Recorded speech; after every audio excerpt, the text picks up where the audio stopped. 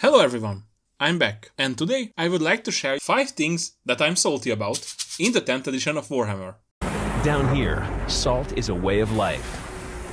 Obviously, the environment down here is all salt. The ceiling's salt, the floor is salt, the walls are salt, and to an extent the air is salt.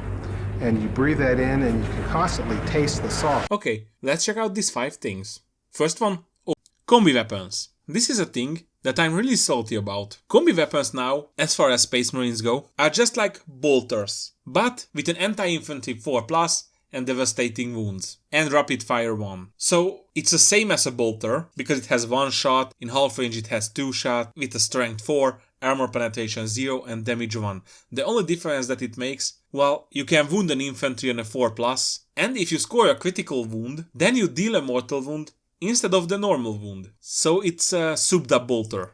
It's not a combi weapon. Because with combi weapons, you had the tactical flexibility. You can use it to have a bolter and a flamethrower, or a bolter and a plasma gun, bolter and a melta. For example, the plasma one was a good generalist profile, while the flamer one was really good against small infantries and hordes, and the multi-melta could pack a punch where it's needed. Now we just have a souped up bolter, which is kind of meh, or even bad in my opinion.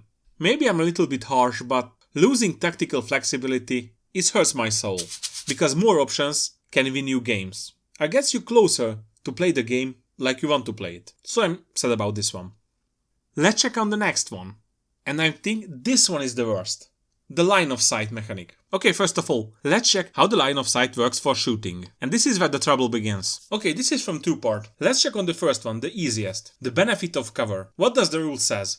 Benefit of cover. Each time a ranged attack is allocated to a model, if that model is either wholly within a terrain feature or not fully visible to every model in the attacking unit because of a terrain or something like that, that model has the benefit of cover against attacks. So how does it work in practice? We have a 5-man unit of, for example, heavy intercessors. 4 men can see that unit perfectly, because that unit is standing in a field with no cover. But you have the last guy from that unit, and that guy was a little bit slower than the others, and he didn't reach the distance where he can see, so he's stuck behind the wall, and he can't see that enemy unit. And this is where the stupidity comes. That 4 model can target and shoot at that unit perfectly, without any distraction. And the last one, who can't see them, can't even shoot. But the enemy still receives the benefit of cover because they are not fully visible to every model in that unit. So why? Just why? Okay, and if this wasn't enough, there is other part of this ruling, which is just bad. The visibility of things. Because now ruins, at least in the practice game that GW showed us, had footprints. And to be able to shoot out from a terrain feature, you have to be wholly within the terrain feature, with every model in that unit. So for example, your Venom Crawler just went into a ruin, but the movement wasn't enough and maybe 2% of the model is not wholly within the terrain feature. Then this model can be shot. But since this model is in the terrain feature, it can be shot at. So I think this visibility ruling needs a quick fix ASAP, because it can lead to many feel bad moments. Okay, and the 4th one, psychic powers or space magic. I like to call it space magic. Okay, here is the thing. I'm not saying the new system is bad, I just like the old one better, where you threw the 2d6s and felt like casting a spell. Now it's just like another shooting attack. And even the other psychic powers are just built into a hero. You put that hero into the unit and the magic is just happening. Well, it's much more reliable, but I like the fluffy part when you can't trust the warp, but also it can lend you a hand if you are in a really big need. So it was magic because you could do really big things or just and nothing happened. Okay, this wasn't much. I'm just a little bit salty about the new psychic powers. That's it. And the last one? Simplified, but not simple. At least that was the thing that they said to us. Okay, let's check out some war crimes on this front. Let's see the data card of the Vanguard Veterans squad.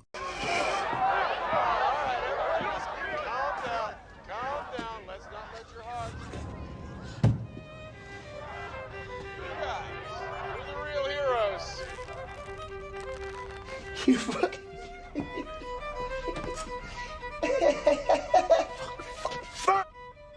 Okay, we can see some pistols and storm shield, blah blah blah. But what about those interesting melee weapon options? Oh wait, there is none. What we had before this amazing update. Well, we had Power Fist for tanks and dealing with marines. We had Thunder Hammers for the hardest targets in the galaxy. We had Power Swords, Power Axes, Power Mauls, Chain Swords, Lightning Claws. For now, I could only remember these 7 melee weapons. Plus their fist, which is a close combat weapon, so maybe 8. But now we have this amazing weapon called Heirloom Weapons, which is just 4 attacks, hitting on a 3+, with a strength of 5, 1 points of armor penetration, and damage 1. This one is completely trash. And now this unit have the tactical flexibility of a potato. So I'm really glad that I have 20 of these guys with specialized loadouts. But no, really, this one is horrifying. You had access to strength 8 weapons with better armor penetration and with damage 2 or damage 3. You had access to power weapons, which either had more strength, more armor penetration, or more strength and armor penetration. You also had access to lightning claws, which gave you extra attacks, and you could reroll the wound rolls. You had the humble chainsword, which is almost the same as this one, but it had strength 4 and 1 extra attack, so it was somewhat better against small infantry units. Also, simplified but not simple, the Terminators lost their combi weapons. Why? It doesn't hurt anybody to have a little bit tactical flexibility in that unit, and a lot of people had Terminators modeled with these special weapons. So again, this was a bad decision. Okay, but I don't want to be that guy that just criticizes things and doesn't give a solution or an acceptable alternative. In my opinion, it would have been perfect if you could choose the Thunderhammer, the Power Fist, and the power weapons that all the other units can have, which is almost the same, but it has 2 points of armor penetration, which is the middle of the road. And maybe even the chainsword, because you don't have to create something new, but if you throw out the chainsword, I think it's still okay. Okay, that's it for now. In the next one, I will come with a much more positive topic. Thank you for listening. If you like what I do, please hit the like button, share, subscribe, or both, and even hit the little bell. If you don't hit the little bell, well, I will probably upload a video on every week. Thank you once more. See ya.